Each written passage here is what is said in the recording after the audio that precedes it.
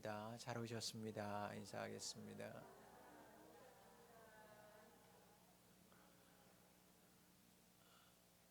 인간으로 오신 예수님이라는 말씀으로 함께 은혜 나누겠습니다. 하나님이신 예수님이 인간의 몸을 입고 이 땅에 오신 날이 성탄이에요. 성탄절이죠. 본문은 예수님이 구유에 누워 계신다라고 전하면서 예수님께서 진짜 우리와 똑같은 인간으로 이 땅에 오셨다라는 것을 증거하고 있습니다. 태어나시던 해에 누가 황제였는지 총독이었는지 말하면서 예수님의 탄생이 허구가 아니라 실제적인 역사의 사건이라고 누가는 상세하게 우리에게 기록해 주고 있습니다.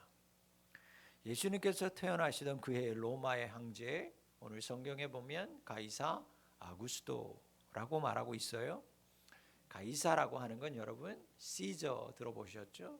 시저, 즉 황제의 칭호라는 거예요. 이름이 아니고, 구약에서 우리가 바로 왕, 사람 이름이 아니에요. 바로는 왕의 호칭이라고 하는 거죠. 그러니까 그것처럼 지금 이 가이사라고 하는 것도 시저, 왕의 칭호라는 거죠. 그 왕의 이름이 아구스토다라는 거예요. 이 아구스토라고 하는 사람의 실제 인물은 여러분들 옥타비아누스라고 하는 사람입니다. 들어보셨을 거예요. 이 옥타비아누스가 황제가 되기 전까지 어떤 일이 있었냐면 유럽은 100여 년 동안 크고 작은 전쟁에 시달리고 있었습니다. 100년 동안의 긴 전쟁 속에서 백성들은 극도의 피곤함과 극도의 불안함 속에서 살아가고 있었어요. 그런데 이 100년의 지긋지긋한 전쟁을 종식한 사람이 누구냐? 바로 이 옥타비아누스라고 하는 사람이에요. 그래서 황제로 등극하면서 공의회에서 이 사람의 이름을 옥타비아누스라고 하는 실제 이름이 아닌 아구스토라고 하는 황제의 이름을 준 거죠. 자, 이때서부터 이 옥타비아누스의 시대가 로마의 시대가 되었고, 그때서부터 우리가 들어봤던 팍스 로마로 모든 로마의 평화, 그 모든 시대를 연 사람이 바로 이 오늘 우리가 말하고 있는 아구스토라고 하는 옥타비아누스라고 하는 사람이에요. 즉 한 사람이 옥타비아누스 때문에 전 유럽의 로마의 평화가 찾아왔습니다. 이렇게 이제 황제에 오른 이 옥타비아누스가 이 로마의 평화를 유지하기 위해서, 그리고 자신의 권력을 유지하기 위해서 자신이 호적하라고 하는 명령을 내립니다. 온 자기가 다스리는 유럽 전역에 천하의 모든 사람들에게 호적하라고 하는 명령을 내리죠. 여러분, 이 호적하라고 하는 명령을 내린 이유는 간단합니다. 군대 징집 문제 그리고 세금 문제를 한꺼번에 해결하려고 하는 의도가 숨겨져 있었어요. 자, 이 같은 옥타비아누스의 호적 명령 때문에 모든 사람들은 호적을 정리하기 위해서 자기의 고향으로 갈 수밖에 없었습니다. 그래서 하루 벌어서 하루 먹고 사는 사람들도 자신의 모든 일들을 다 중단하고 고향으로 가야만 했어요. 원치 않아도 가야만 했습니다. 왜? 가지 않으면 불이익이 생기니까요. 가지 않을 수 없는 황제의 명령이었습니다. 옥타비아누스에 의해서 유럽의 전쟁은 그쳤습니다. 그래서 외적인 평화가 온 것처럼 보였어요. 그러나 사람들의 마음속에는 여전히 혼란과 불평이 가득하고 있었어요. 여러분, 평화가 언제 올까요? 평화는 어떻게 올까요? 그렇게 힘으로 평화가 이루어지느냐? 아니요. 진정한 평화는 힘으로 되는 것이 아닙니다. 여러분, 마음의 평화가 힘으로 되던가요? 아니요. 마음의 평화, 사람의 힘으로 되지 않습니다. 사람으로는 불가능해요. 힘으로 되는 게 아니에요. 여러분, 큰 소리 친다고 해서 평화가 옵니까? 오히려 큰 소리 칠 때 평화는 깨지는 것을 우리는 너무나 잘 알고 있어요. 힘으로 밀어붙인다고요? 아니요. 힘으로 밀어붙일수록 반드시 어디 약한 곳에서는 문제가 터져 나옵니다. 여러분, 힘으로 된다면 집에서 큰 소리 치면 온 식구들이 평화로워야 돼요. 그러나 그 아버지의 어머니의 혹 큰 소리가 평화가 오는 게 아니라 오히려 조용히 하게 만들 수는 있지 몰라도 아이들은 다 불안에 떠는 것을 우리는 압니다. 여러분의 직장이, 교회가 목사나 여러분들의 어떤 말의 한마디에 의해서 일사불란하게 움직였어요. 여러분 그게 평화라고 말할 수 있을까요? 여러분 일사불란하게 질서가 맞게 다 움직인다고 해서 그게 평화일까? 아니요. 오히려 그것은 평화가 아닐 확률이 더 높아요. 여러분 하나님이 이 땅에 왜 오셨을까? 하나님이 이 땅에 오신 이유는 이 땅에 평화를 주시기 위함이에요. 그러기에 진정한 평화는 하나님이 주시는 것이지 사람이 주는 것이 아닙니다. 하나님의 평화가 여러분들의 마음, 그리고 여러분의 가정, 여러분의 일터 위에, 그리고 우리 교회와 여전히 고통당하고 있는 이 모든 땅에 성탄의 평화가 넘쳐날 수 있기를 주의 이름으로 축원합니다. 이번 성탄은 그렇기 때문에 여러분 섬기는 성탄이 되기를 바랍니다. 가족들을 먼저 섬기시기를 바랍니다. 성도들을 먼저 배려하고 성도들을 사랑하시기를 바랍니다. 여러분의 직장 진짜 사랑하셔야만 합니다. 하나님의 평화가 가득한 성탄 될 줄 믿습니다. 이제 요셉도 다윗의 집 족속이었기 때문에 갈릴리 나사렛에서부터 유대 베들레헴까지 호적하러 가야만 했습니다. 장장 150km가 되는 거리입니다. 걸어서 3, 4일은 걸리는 거리예요. 여러분 지금 마리아는 만삭의 몸입니다. 만삭의 몸으로 이 150km를 3, 4일을 걷는다? 여러분 생사를 내어놓고 걸어야 하는 위험한 길이었어요. 여러분 정말 있어서는 안 되고 그들이 결단하기에는 쉬운 일이 아니었지만 어쩔 수 없이 걸어가는 거였어요. 산모에게, 아이에게 위험천만한 일이었습니다. 식민지 백성이 겪는 고통, 요셉과 마리아는 예수님은 태어나기도 전부터 모두 다 몸으로 겪어야만 하는 고통스러운 일이었어요. 요셉을 한번 생각해 봅니다. 요셉은 어땠을까? 이 150km를 걸어가면서 배가 가득 불러있는 그 약혼녀 마리아와 그 몸 안에 있을 예수님을 생각하면서 아버지 된 요셉의 마음은 여러분 어땠을까요? 로마 시민이 아니기 때문에, 식민지 백성이기 때문에 이래서 서러운 거구나 또 한 번 느꼈을 거예요. 팍스 로마, 로마의 평화, 그건 로마 시민들만을 위한 것이었고 지배계층만을 위한 것이었지 식민지 백성인 자신들과는 로마의 평화는 아무런 관계가 없다는 것을 걸으면서 뼈저리 느꼈을 겁니다. 여러분 하나님의 천사가 왔어요. 하나님의 천사가 나타났습니다. 당신의 약혼녀인 마리아에게 잉태되는 사건을 전하면서 그분이 메시아라는 것을 요셉은 듣게 됩니다. 믿음의 사람이었고 그는 받아들였어요. 지금 이 몸 안에 있는 분이 메시아라면, 구세주라면 여러분 요셉의 입장에서는 이해되지 않는 일입니다. 화가 났을 거예요. 태어날 아기가 메시아라면 특별한 대우는 받지 못할 망정 이런 고생은 좀 없어야 하는 것 아닌가 생각하지 않았겠어요? 나를 찾아왔던 그 놀라운 천사들은 지금 뭐 하고 있을까? 하나님이 메시아를 마리아 몸에 통해 보내신다고 약속했는데 후속 조치가 있다우라면 과연 우리의 미래는 밝을까? 요셉 입장에서는 생각했을 거예요. 찾아온 천사는 뭐였고 지금 찾아오지 않는 천사는 뭐고 그 천사를 누리고 주관하고 있는 하나님은 도대체 뭐 하시는 분일까 생각하지 않았을까요? 그렇게 무거운 마음으로 요셉은 베들레헴에 겨우겨우 도착했어요. 그런데 도착한 후에는 더욱 난감한 일의 연속이었습니다. 자신 아내의 몸을 풀 메시아를 품고 있는 그 어머니의 방 하나 내어줄 곳이 없다라는 게 이해가 되지 않는 거예요. 방이 없는 게 아니라 요셉에게 돈이 없었을 거예요. 그래서 마구간 구유에 천 하나를 깔고 몸을 푸는 겁니다. 여러분, 해도 너무하다라는 생각이 요셉에게 가득하지 않았겠어요? 그런데 여러분, 여기에서 만약 요셉이 하나님의 말씀을 떠올릴 수만 있었다면 어땠을까 하는 아쉬움이 있는 거예요. 그가 미가 선지자의 예언의 말씀을 기억했다면 달라지지 않았을까?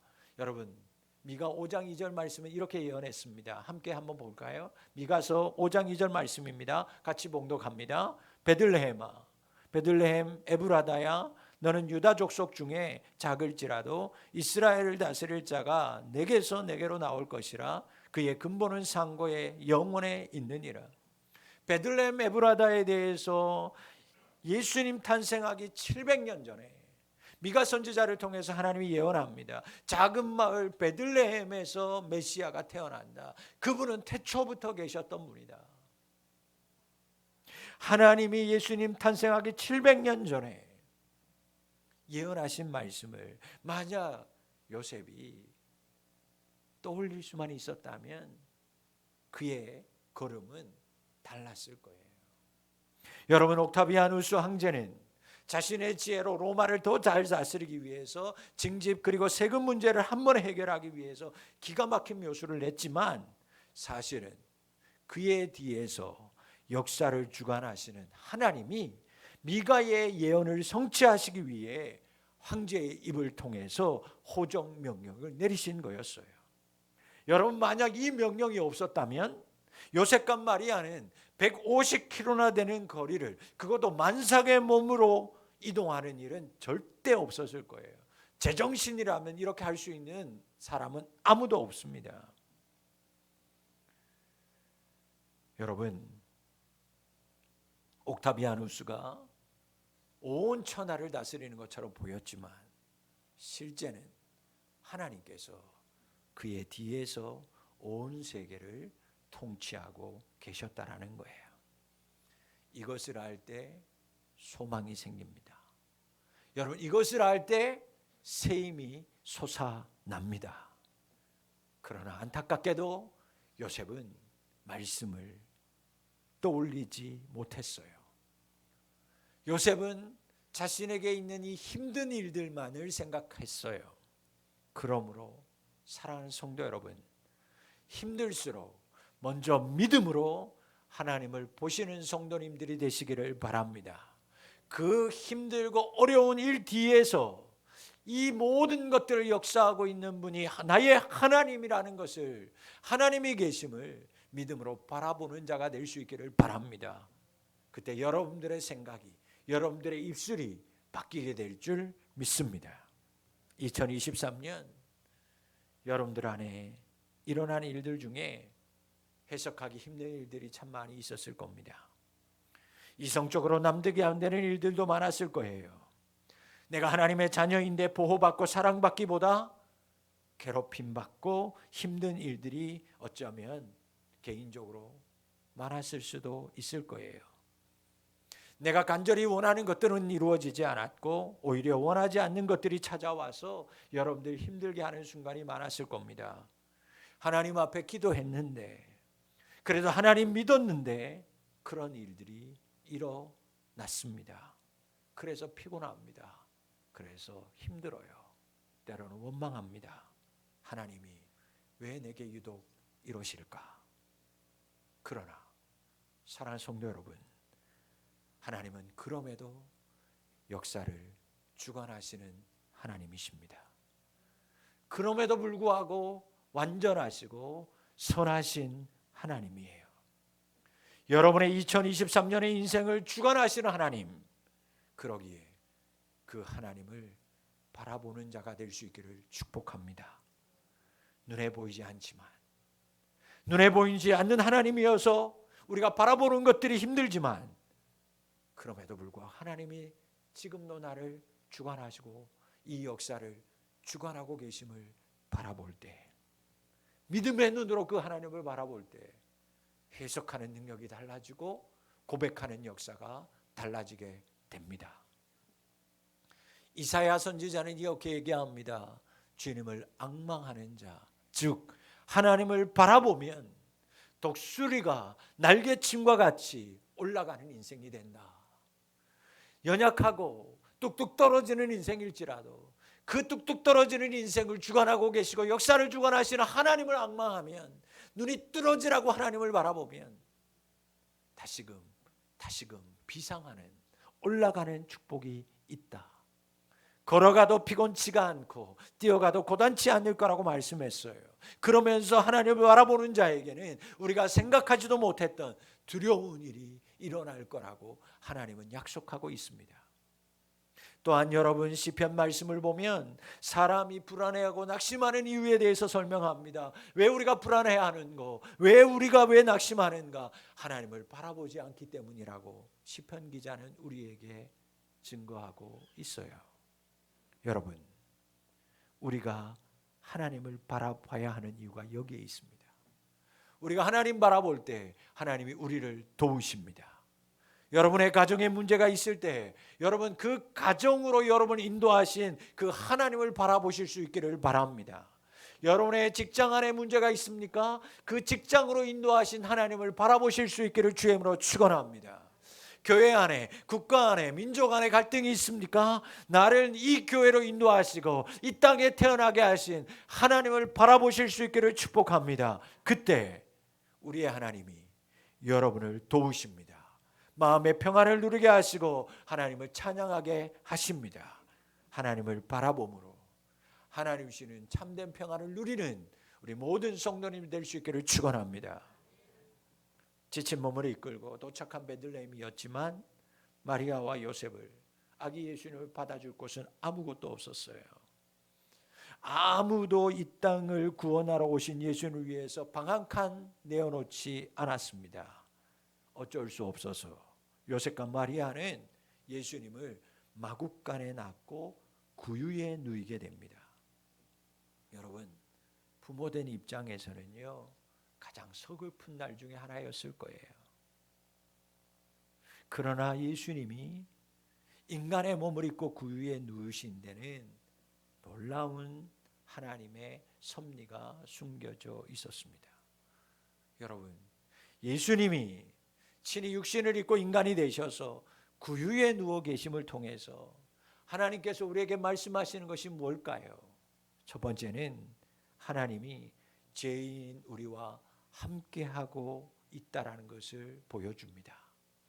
죄인인 우리를 위해서 오셨다라는 것을 예수님이 육신을 입고 마구간에 오셔서 구유에 누워 있는 것을 통해서 말씀하고 있는 거예요. 여러분, 인간에게 있어서 하나님은 늘 두려운 존재였습니다. 가까이 하기엔 너무 먼 당신이었어요. 하나님은 볼 수 없었습니다. 그분의 얼굴을 보면 죽었어요. 그래서 그분을 보면 뵈면 다 죽었기 때문에 하나님을 만나는 것에 대해서 사람들은 다 두려워하고 있었습니다. 사랑의 하나님이었지만 그분을 가까이 간다는 건 누구도 엄두도 내지 못하고 있었던 시대였어요. 그래서 하나님을 만나기 위해서 누군가가 대신 중간자 역할을 할 수밖에 없었어요. 그래서 그 사람이 중간에서 하나님의 뜻을 전하고 인간의 뜻이 또 그 사람이 통해서 하나님께 전하는, 그래서 모세가 그 역할을 했어요. 선지자가 그 역할을 했어요. 대선지자들이 1년에 한 번 하나님을 뵈러 올라갔던 것밖에 없었어요.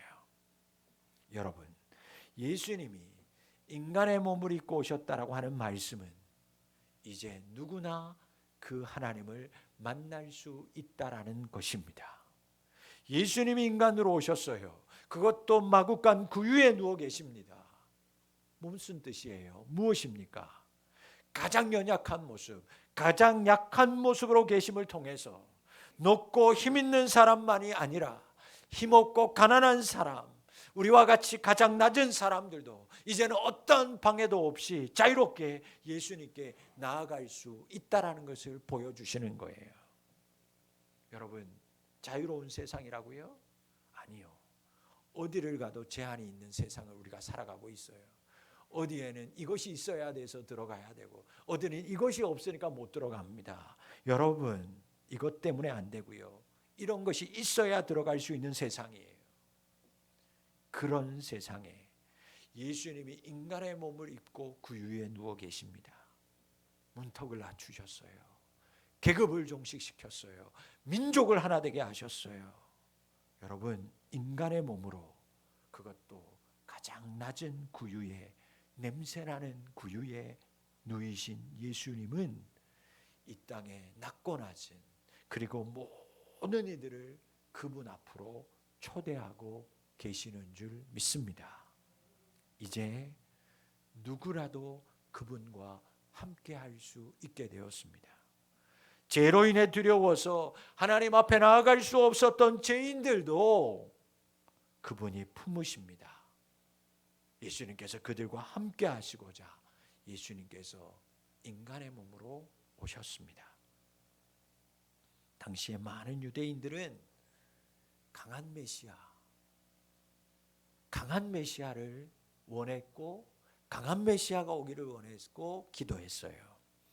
천하를 지금 이렇게 평정하고 있는 로마의 황제 옥타비아누스와 같은, 아니 그 사람보다 더 힘있고 능력 있는 메시아가 와서 자신들을 해방시켜 주기를 학수고대하고 있었습니다. 그러나 하나님의 생각은 달랐어요. 전무후무한 최고의 권력자 옥타비아누스 황제가 온 천하를 호령하고 다스리던 그 시대에, 그 팍스 로마 시대 한가운데서 아무도 주목하지 않는 외딴 땅, 작은 곳 베들레헴, 거기에서도 아무도 찾지 않는 마구간, 그것도 냄새나는 먹이에, 통구유에 예수님이 누이셨어요. 여러분, 높은 자리, 높은 사람, 강한 힘, 강한 능력, 그 강한 권세, 강한 힘으로 나아갈 사람은 과연 몇 명이나 될까요? 몇몇 힘 있는 사람, 귀족들, 몇 번의 검사, 몇 번의 심사를 거쳐서 삼엄한 경호 속에 최고의 황제, 최고의 권력자를 만났을 거예요. 대통령을 한번 만나는 게 쉽습니까? 몇 달, 몇 년을 걸려야 될지도 몰라요. 한번 만날 때 모든 경호를 몇 번 거쳐야 될 거예요. 그러나 여러분, 예수님은 오늘 사람의 몸으로 오셨어요. 구유에 누이셨어요. 낮은 자리, 낮은 사람, 약한 힘, 약한 자들을 위해서 인간의 몸으로 오셨다라는 것입니다. 죄인들을 위해, 우리를 위해 낮고 낮은 이 땅에 높은 하늘 보좌를 버리고 인간의 몸으로 구유에 누이셨습니다. 그러므로 여러분, 그분에게는 누구나 나아갈 수 있습니다. 그분 앞으로 나아가는 데는 어떤 장벽도, 어떤 검열도, 어떤 경호도 없어요. 그분에게로 나아가기만 하면 그분을 만날 수 있습니다. 그분과 함께 할 수 있어요. 예수님이 이 땅에 오셔서 와보라고 초청하셨습니다. 이 세상에 있는 모든 사람들아, 와봐라. 예수님은 지금도 누구나 목마른 사람이 있다면 지금도 오라고 우리를 초청하고 계십니다. 약한 자, 낮은 사람, 상처받은 사람, 죄인들 오라 하십니다. 우리가 마음 문을 열고 예수님 영접하면 예수님이 우리 안에 들어오십니다. 성령님께서 우리 안에 들어오셔서 우리와 함께 먹고 마시며 교제하십니다.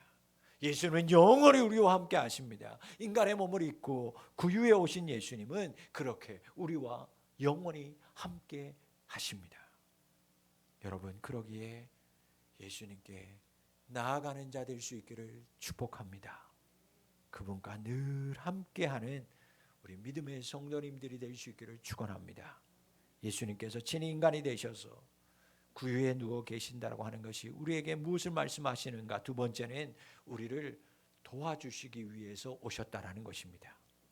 여러분, 예수님이 인간의 몸으로 오셔서 구유에 누워 있다라는 건 가장 연약함을 보여주는 거예요. 가장 연약한 모습. 아기 예수님에게는요 어떤 힘도 없었습니다. 예수님을 경호하는 건 아무것도 없었어요. 예수님 감싸는 건 여러분 천조가리 하나, 잘 말해서 강보라고 그럴싸하게 말하지만 여러분 보자기 하나에 쌓여 있는 게 전부였습니다. 그런 아기 예수님이 여러분 구유에 누워 있는 거예요. 아무리 가난해도 여러분 이렇게 태어나는 아기는 없어요. 약하다라는 것입니다. 없다라는 거예요. 연약함의 끝을 보여줍니다. 여러분 이 모습을 통해서 예수님께서 말씀합니다. 내가 이 땅에 이 연약함을 담당하기 위해 왔노라고. 여러분 예수는 우리와 똑같이 연약함을 아시는 분이에요. 예수님은 인생의 무게를 피하지 않고 친히 온몸으로 그 모든 무게를 담당하신 분이십니다. 이처럼 예수님은 육신의 몸으로 이 땅에 오셔서 우리의 연약함을 예수님도 다 겪으셨어요. 예수님 배고프셨습니다. 목마르셨어요. 예수님도 걸으면 피곤하셨습니다. 태어나면서부터 너무나도 찢어지게 가난하게 사셔서 가난한 사람의 고통을 누구보다도 잘 알고 계십니다. 사람들로부터 예수님 천대받는 목수의 아들이라고 손가락질 받으면서 자라나셨어요. 식민지 백성으로 태어나셔서 식민지 백성 종의 고통을 손수 그리고 경험하면서 사셨습니다. 그리고 마침내 십자가에서 인간이 당할 수 없는 그 심한 고통을 다 당하면서 모든 물과 피를 흘리면서 이 땅에서 고통으로 다 죽으셨어요. 여러분 무슨 뜻입니까? 왜 하나님이신 그분이 태어나는 순간부터 죽으시는 순간까지 모든 인생이 이토록 약하고 연약한 삶이었을까? 여러분, 여러분들이 당하는 고통, 여러분이 당하고 있는 아픈 마음을 이해하시기 위함이에요. 그래서 예수님이 여러분을 자신보다도 여러분들보다도 예수님이 여러분을 더 잘 알고 계시는 거예요. 아십니다. 이해하십니다. 여러분 안다라는 것, 이해한다라는 게 이게 놀라운 거예요. 알기 때문에, 이해하기 때문에 여러분을 도와주시는 거예요. 알고 돕는 것과 모르고 돕는 건 여러분 너무나 큰 차이가 있어요. 아파본 사람이 아픈 사람의 마음을 이해합니다. 없는 사람이 없는 사람의 마음을 이해하는 거예요. 없는 사람이 건네주는 빵 한 조각하고 있는 사람이 건네주는 빵 한 조각과 10조각은 차원이 다른 거예요. 그래서 예수님이 이 땅에 인간의 몸으로 와서 구유에 누워 있다라는 건 우리의 약함과 우리의 연약함을 다 아시는 예수님이기 때문에 그래서 여러분을 도와주실 수 있는 예수님이라는 것입니다. 예수님은 힘없이 아무 의지할 것 없는 우리 인생 도와주시기 위해 인간의 몸을 입고 구유에 오셨습니다. 사랑하는 성도 여러분, 그분께 나아가시기를 바랍니다. 그분께 엎드리는 성탄이 되실 수 있기를 주임으로 축원합니다. 그분이 예수님이 도와주십니다. 말씀을 맺습니다. 역사를 주관하시는 분은 하나님이십니다.